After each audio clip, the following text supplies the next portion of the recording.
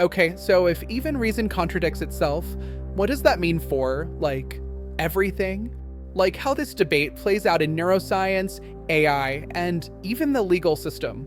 Because if science keeps pointing toward determinism, how do we handle things like justice and punishment? Great question. It means that the dialectic isn't just something that happens in debates, it's baked into the way human thought works. We naturally swing between opposing ideas, whether it's in philosophy, politics, science, or even our own beliefs. And that explains why we keep going through these cycles in history. Like, one generation believes in absolute truth, then the next one questions everything. Or society swings between valuing individual freedom versus collective responsibility. Exactly.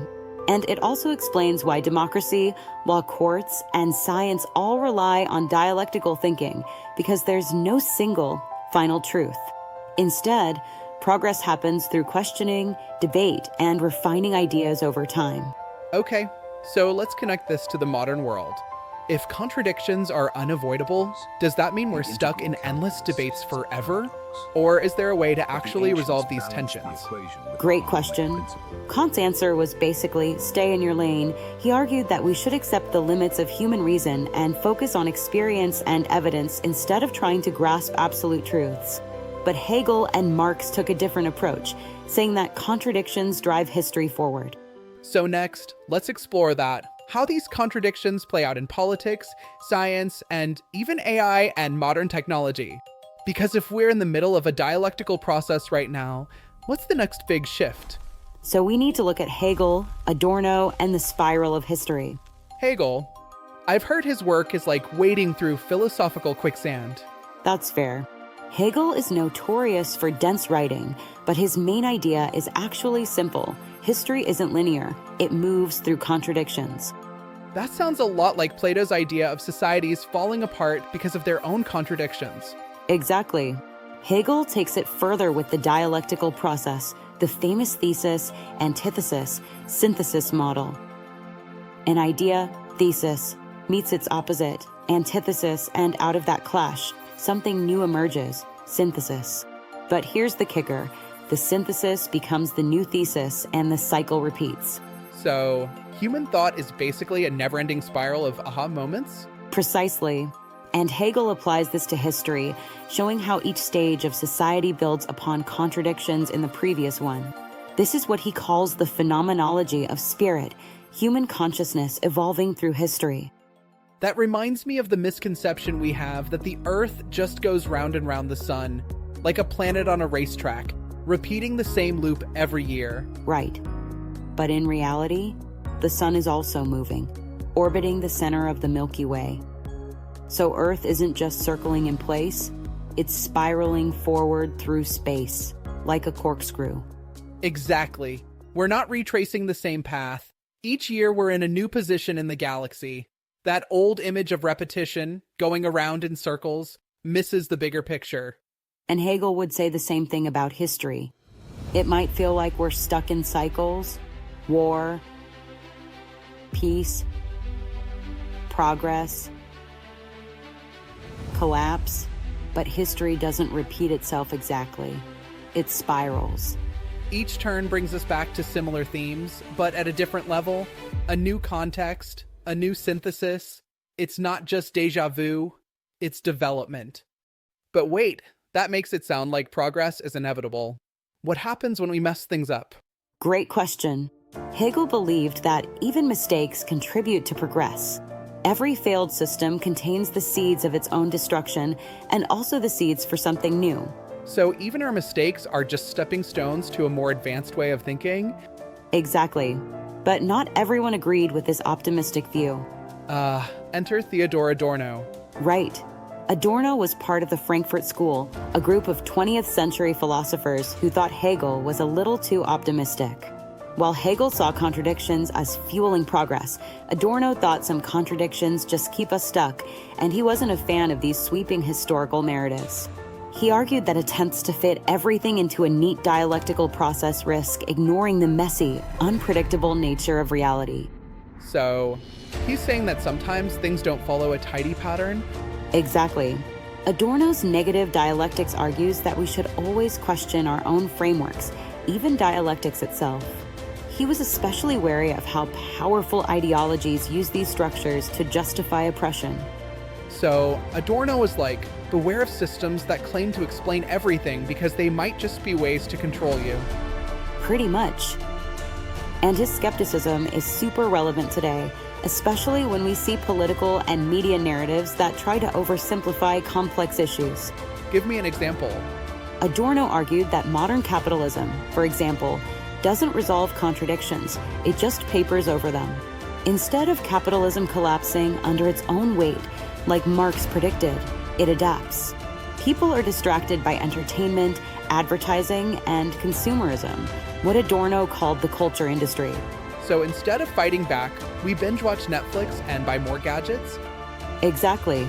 Adorno thought modern society neutralizes dialectical progress. Instead of contradictions leading to change, they get absorbed into an endless loop of consumption. So how do we break free from that loop?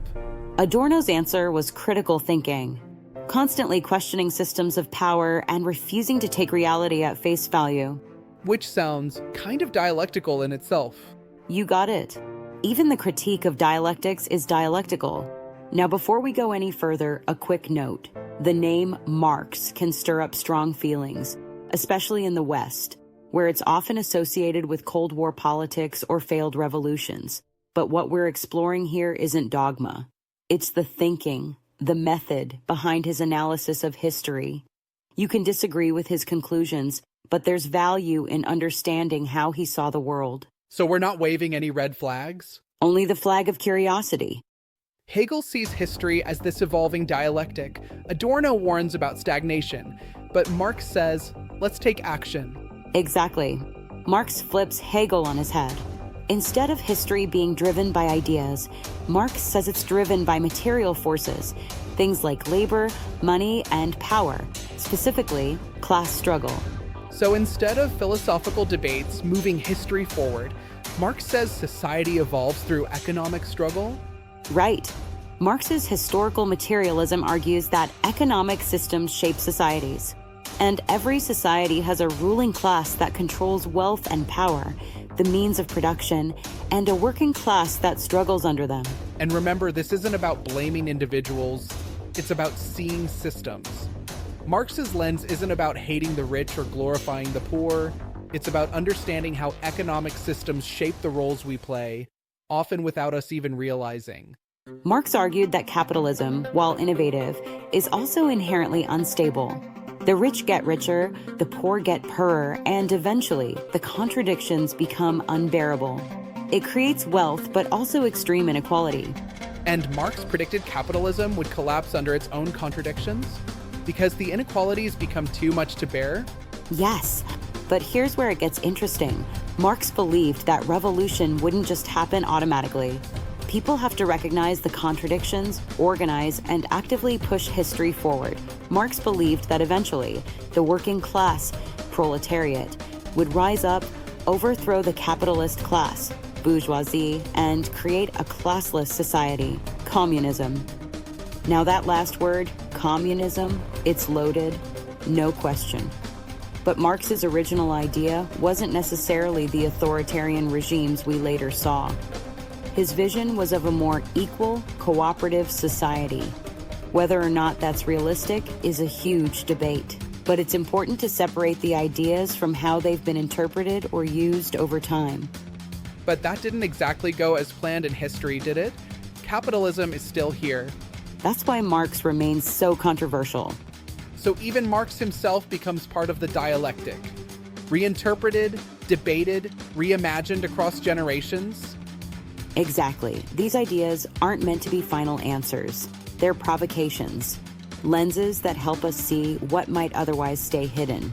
And whether we agree or disagree, the real value lies in the questions they help us ask about the systems we live in and how we might live differently. Some say he underestimated capitalism's ability to adapt. Others argue that Marx's ideas were distorted by later communist regimes. So, the dialectic continues? Exactly. Even Marx's theories evolve through contradiction. After all this philosophy, What's the big takeaway for today's world? Why should I care about dialectics today? Because dialectical thinking is a survival skill in today's information age. Okay, explain. Think about social media. It's full of black and white, either or thinking. People pick sides and dig in their heels instead of considering contradictions and complexity. So, dialectics helps us escape that echo chamber mentality? Exactly. It teaches us to see the nuance, the tension, the contradictions that actually move ideas forward. Instead of thinking, this idea is right and that one is wrong, dialectics encourages us to ask, what's the contradiction here? And what new understanding can emerge from it? That sounds useful. What about in politics? Oh, absolutely. Take democracy, it thrives on dialectical tension. Different viewpoints clash, and ideally, through debate, a better policy emerges. But when debate stops being dialectical and just becomes reactionary, progress stalls. So, embracing dialectics means being open to the idea that even people we disagree with might have a point? Exactly. And it's not just politics. Science, economics, even personal growth all operate dialectically. We constantly challenge old ideas, learn from mistakes, and refine our understanding. So, instead of seeing contradictions as problems, we should see them as opportunities? Now you're getting it. Dialectics isn't just an abstract theory. It's a way of thinking that helps us navigate a complex, ever-changing world. And even the series of podcasts that we are doing now, The Lantern's Glow, is all done in a dialectic method, 2 conversations. You are so right. That's part of why these Lanterns Glow episodes are in a podcast format. The dialectic is expressed through our conversation. That's fantastic. Really great. Keep questioning, keep evolving, and don't be afraid of contradiction. It's where new ideas are born. I think that's the most dialectical conclusion we could have reached. Agreed. Until next time, stay curious. All is one.